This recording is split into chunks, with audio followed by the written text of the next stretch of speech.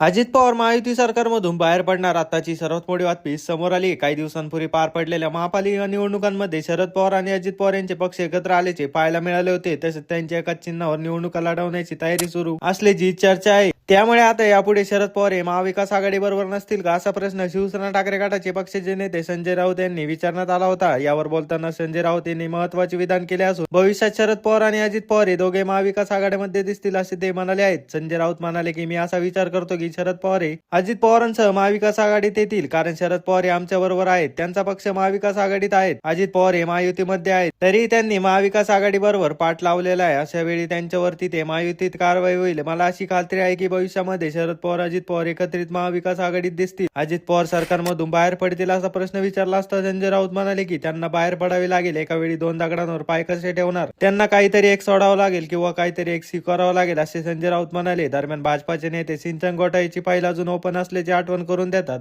याबद्दल विचारले असता राऊतांनी रोखठोक प्रतिक्रिया दिली. ते म्हणाले की स्वतः गर्जना करूनही ते सरकारमध्ये आले. आता कोणत्या तोंडाने तुम्ही त्यांची फाईल ओपन करणार आहात?